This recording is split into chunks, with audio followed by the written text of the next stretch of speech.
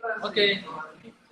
Assalamualaikum warahmatullahi wabarakatuh. Saya Depu, Ketua PBSI Sulawesi Selatan. Saya hari ini mengunjungi Harian Tribun Timur untuk menyampaikan selamat ulang tahun yang ke-12. Semoga Harian Tribun Timur akan selalu menjadi koran nomor 1.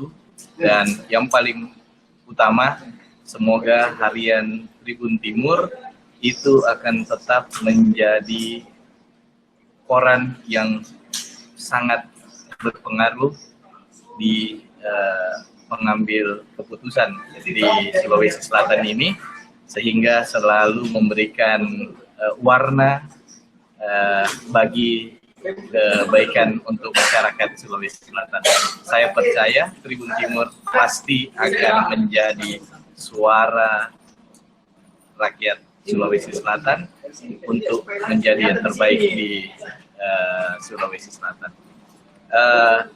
Dalam kesempatan ini juga saya sangat berharap bahwa Tribun Timur itu akan senantiasa membantu perkembangan olahraga bulu tangkis di Sulawesi Selatan, karena kita percaya bahwa kita punya potensi, kita punya kemampuan untuk maju, dan saya percaya dengan adanya Tribun Timur, maka olahraga bulu tangkis di Sulawesi Selatan akan semakin berkembang, semakin menjadi olahraga kebanggaan rakyat Sulawesi Selatan.